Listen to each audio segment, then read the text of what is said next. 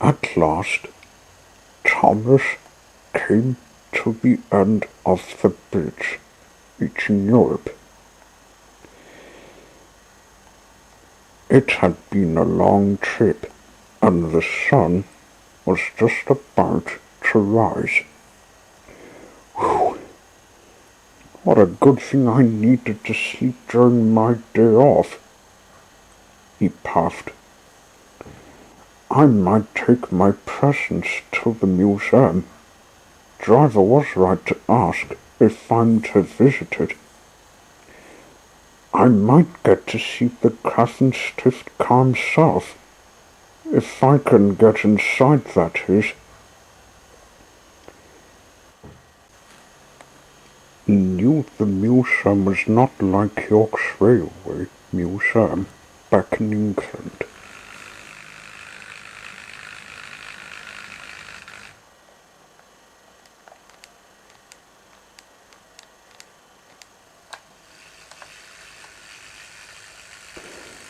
On the way to Vienna, he stopped at a station to get a drink including crew. When filled up, he set off. Just as he left the station, he ran into a truck that was heading to the museum. "Excuse me, can you take this coach to the museum? It's got no room in my trailer," said the truck. "Certainly," said Thomas.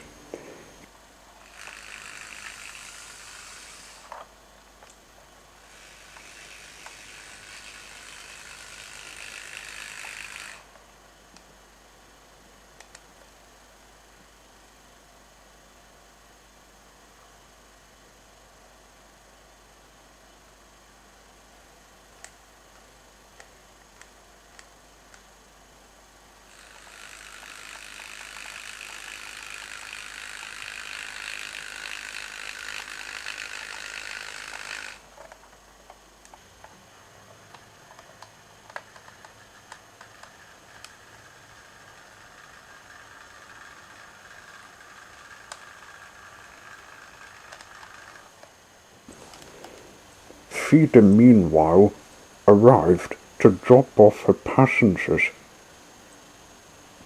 and she saw Thomas with the truck. She uncoupled the train, then started to follow him.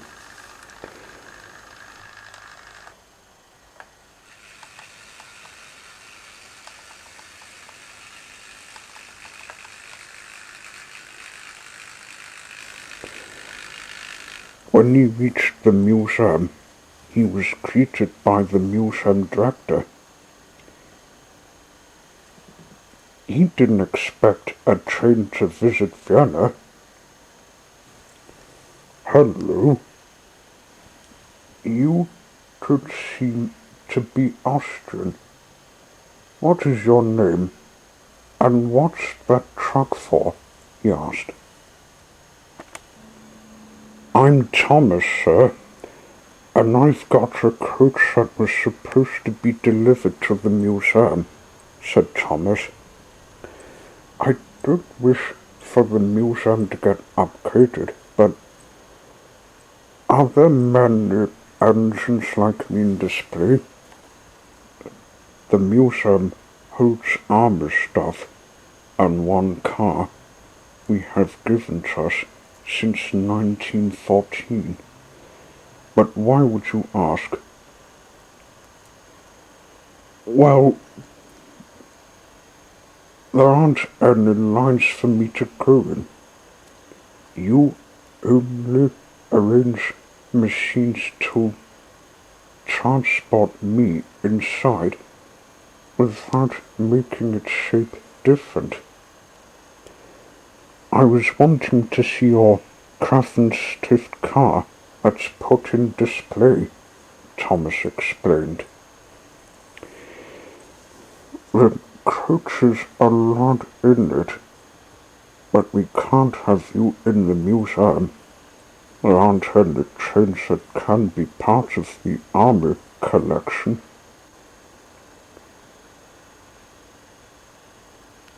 He told Thomas to put the truck in a nearby siding, and some workmen came to take it in. "Oh dear, I shall never get to see the car," he sighed. But to his surprise, the museum director was having a look at his moving pistons. He then spoke to him again. "You've travelled so far, you might come to the workshop. You got a couple of loose connection parts that fell out. You'll get to see the car as we take him off for cleaning errands," he said. "My connection parts? Oh, they weren't loose when my driver oiled them. I thought I could hear a rattle," exclaimed Thomas. At that moment, the truck came up. He emptied other museum pieces, then had himself parked in front of Thomas. His crew damped his fire. Then the workmen began to man-push the engine into the trailer, but didn't when they saw Phaeton arrive. The museum director asked her to push Thomas before she could ask.